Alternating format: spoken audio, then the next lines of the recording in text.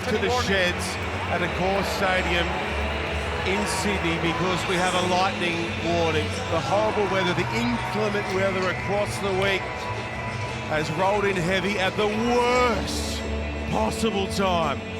Was that it, Sean? Do we win?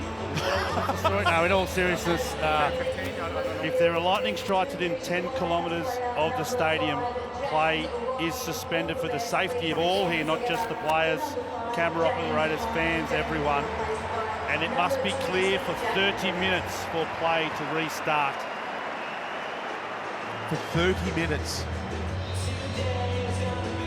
You do a bit of karaoke, Sean? What do you want to do in the break? Negative. I want to find out from Michael Hooper and Justin Harrison. So we're up here in the comms box without the full view up and outside of Accor. Have you spotted any strikes from down there, fellas?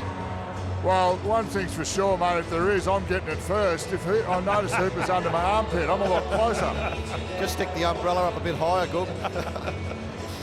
Oh, I mean, what a tour it's been. We've got rolling in Perth back on June 28th. These men are unbeaten so far. They've been tested on a couple of occasions. They were taken to the wire by the First Nations and Pacifica outfit down in Melbourne. The Waratahs had a massive crack, so too did the ACT Brumbies, but they've seen everyone off. At the moment they trail by 8 with 37 plus change to go. To give you some idea as to what's happened so far, we've got Tommy Liner finished for the night in Wallabies colours after not getting past his HIA. British and Irish Lions captain Maro Toje's off the field. We won't see James Ryan again. We likely might not see Tommy Freeman of the Lions either. It has been attritional. They have thrown some shots at one another tonight. Oh, it's been a great performance from the Wallabies, and they've played the conditions much better at the moment than the British and Irish Lions. Lions certainly defensively been outstanding. A lot of people talk about this Lions team and the high point scoring in this tour, but it's been their defence has been probably the strength of their play, their spacing, their pace. It's been outstanding. Okay, well, as the lightning starts to crack around Accor Stadium. Yeah, thank you, Sean. Really bizarre scenes here at Accor Stadium in Sydney. Martin Johnson, Matt Burke alongside us. Burkey, firstly, thanks for joining us, mate. You missed your time slot at the top of the show in our pre-game. I missed the early slot, yeah. It was John. I blame John Eales for rambling on for too long, but Nobody's perfect. Nobody's perfect, exactly right. Have you ever experienced anything like this, a lightning break, at all during your playing careers? No, not at all. Not me. I mean, I had my time in the UK a long time ago, and there was obviously some pretty poor weather. Jono, I did have lightning in South Africa a couple of years ago. It actually hit the stadium, but we played on. Classic South Africa, we played on and just kept going. But look, at the moment, you can see you can't get revved up at the moment. There's got to be a calmness around. They've got a set time. It's that 30 minutes. It's like when you're playing golf, isn't it? 30 minutes from that last lightning strike until you go out again. So it's about just taking it in the moment and understanding what you need to do when you get back out. I don't play golf often enough, Burkey, or well enough to worry about lightning breaks. But Jono, having been at the absolute pinnacle of this game before and been a captain, how would you address this moment, this break in play? It's very, very difficult for them because they've never experienced it before. So they've just got to sit there and take it and wait till they get the nod to go back on, and then build up back into the game. Very difficult physically, because bodies will start cooling down. You know, they're wet anyway. I'm sure they've got extra sets of kit. They'll try and dry them, and then worry about warming them back up, because half an hour, 40 minutes between, it's a long time, and bodies will start tightening up. So very, very awkward situation. You mentioned it once before, John. I think it was on the show the other day about don't run your race before the race. So right now, their heads can't be going 100 mile an hour thinking, what's the score, 8-0 with 20 to go type thing. You can't be thinking about the due process and what I need to do. It's about literally going blank at the moment. And when it's on, when they know that time, that's when the coach comes in and you go through those plays that you need to do to execute well. And territory is the big one of this game at the moment. They've got no experience of doing it. I know what you're saying, and it's easy to say it, but you're sat in a changing room what are we, 2 minutes into the second half? And Just over. you don't know when you're going to go back and finish the game. So it's unprecedented, really. I've never seen it. Manager Mark Philp here. Can you just explain? Match has been paused, bad weather. What's the process and why was it paused? So the World Rugby protocols for safety for match officials, players and everyone else is if there's lightning strike within 10 kilometres, we get it off the field and we wait until a 30-minute period and until the next strike, if there is a strike. If there's not a strike, then we can get players back on after about 30 minutes, give them about a 10-minute warm-up, and then we can start the game again. But it all depends on the weather. At the moment, it's still around, so we're just using our precautionary measures at the moment, and we'll see where we go from there. Well, congratulations. Keep everyone safe. We hope back on soon. Hopefully. Cheers. Martin, sitting next to you during that first half, and we watched the rain come and go and stop and start, and you sort of referenced before where you played in the UK, you get a lot of bad weather, you get cold fields, you got rain, but even you said you'd never seen rain like this during a rugby match. Yeah, we don't get rain as heavy as that, as prolonged, and it was coming in, it would go, then it would swirl in and the wind would come up. I thought the handling from both teams, but particularly the Wallabies in those conditions, was incredible.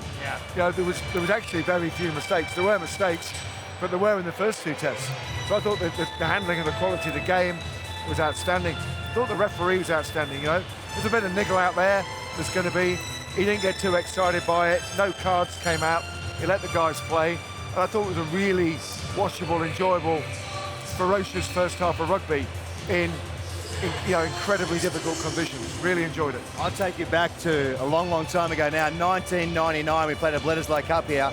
Okay, torrential rain. And then you talk about the tactics that goes with it and the understanding of positioning on the field and where you want to play from. And the Wallabies did that well in that first couple of minutes to be able to push down the left-hand side there. They put some pressure on and ended up scoring that first try. So tactically, and we spoke about it during the week, John, as well, Richard Hill mentioned the 9s and 10s. How are they going to control the game now? How are they going to put their team in the right position to look ahead? I know from a forward perspective, when I was playing at fullback, all they liked the ball was in front of them. They never liked to run back, especially in these conditions. Tough to play out of your own half. The fans are still here in force. They've been getting a little bit of entertainment out on the field. We've seen 4 streakers or pitch invaders in the time that they've gone off They're the not lightning. streakers tonight, mate. No, they're not streakers, certainly, in many, many layers. Let's go back to the commentary box. Sean Maloney, we've gassed back for a little while here. What can you do for us? We'll do more of the same, I think, Acco. Thank you very much. You speak about getting warm. Hoops has done just that. He's scampered from the sideline up top. Hoops, how heavy was that rain? Yeah, it was pretty heavy. I managed to sneak under with Justin Harrison just to keep the body warmed up high. Yeah, it was heavy at times, but it was weird. It would come through in a big patch and then it would stop, would put the umbrella down, get the umbrella back out, and then lightning. And then we've got an umbrella up when there's lightning strikes, possibly the worst place to be. Did you see any lightning when you were down there? Could you see it in the distance, or we couldn't see it from up here? No, we just heard it, same as you guys. Yep. So, well, just quickly, I want to let Timmy explain to us what happens here in Australia inside the Hospital Cup up in Brisbane if this situation plays out. Or if you do the same for Shoot Shield.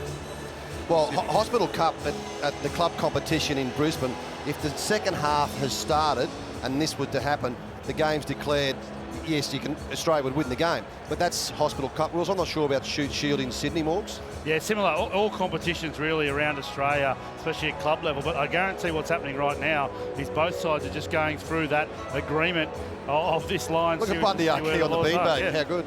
Finn Russell was asleep at one stage. Joseph Akusa Suali, saw him closing his eyes, visualising. It's interesting. There are different personalities in change rooms, aren't there, Hoops? Pre-match, there are prowlers and talkers and guys that listen to music, but geez, for a lightning stopping play, it's hard to know how guys will cope with it. Yeah, this is going to be a first for many, isn't it? And it's great to see guys just kicking back on the beanbag, but you got to leave the boots on. Who's taking them off? Maybe have a hot shower. Probably have a look at a hot shower and get the towel on and get some food in. I tell you what, some of the blokes needed a cool shower given how hot things were out in the middle in that first half. Man, run us through the niggle between both sides in that first 40. Well, a lot of it came from the number 9 for the Wallabies, Nick White. He was right in the thick of it all the time. You could see Sheehan came at him here.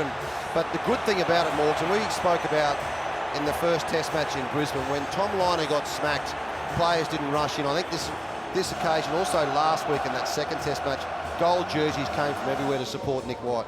Yeah, it was there. We saw it last week. We saw it this week. There's a bit in that. That's just the first bit. The other part of it is backing it up with the rugby defensively, getting into the fight. And the Wallabies have certainly been doing that. That should be normal. They shouldn't have needed a lesson in Brisbane. I don't think this generation of Wallabies will ever forget that, Hoops.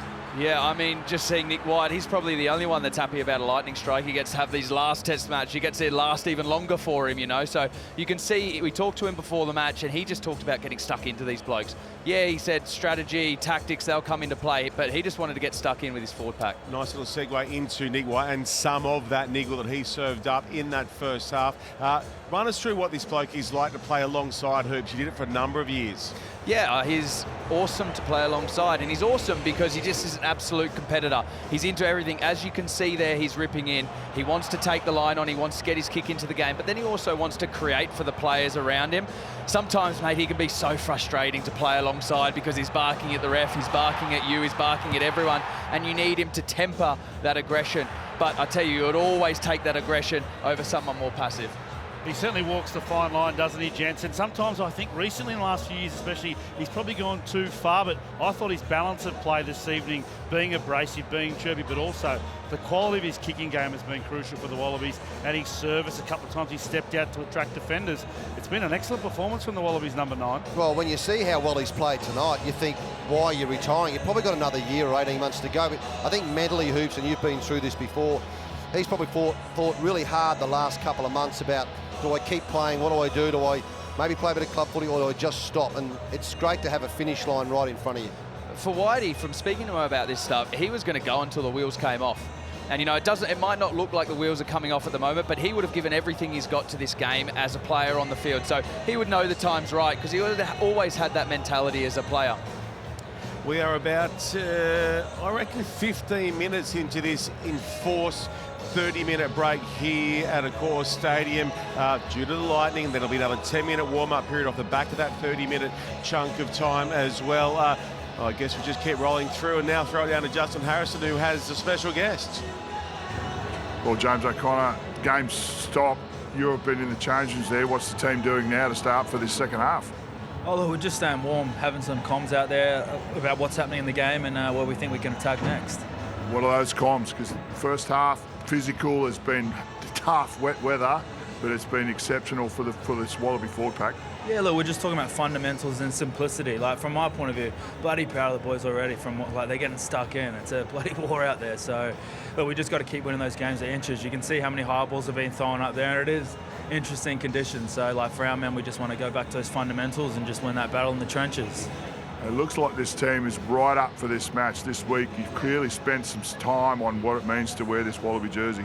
Yeah, I think you hit the nail on the head there. We've spoken about what it means to wear the gold, and I think the boys have shown out there what it does mean for us. And like I said, can't be more proud of the effort they're putting in and how much they're putting their bodies on the line. It's been brutal. We hope to see you back out there, those boys out there real soon, and we'll cheer them home. Yeah, 100%. Let's go, eh? Just had an update, thanks Jock, thanks Goog. Just had an update that it is 9:40 when the players will return to the field. Then there'll be that 10-minute warm-up period that they can swing back into action. Atco, I don't think we'll ever see anything like this ever again, nor have we seen it before. Yeah, no, it's a very rare thing we're experiencing for this third test here at Accor Stadium. So that's a good update that the teams are allowed back out. 9:40 Australian Eastern Standard Time, which is in about 5 minutes' time. You can't see my watch, but I can.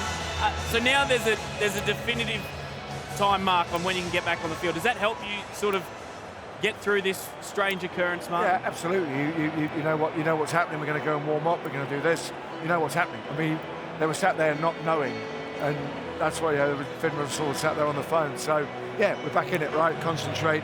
We'll get out 10 minutes, warm up. You know, it's really that. Just you've got to regather yourself mentally and get yourself back in this game, because I don't think anyone would have experienced this before.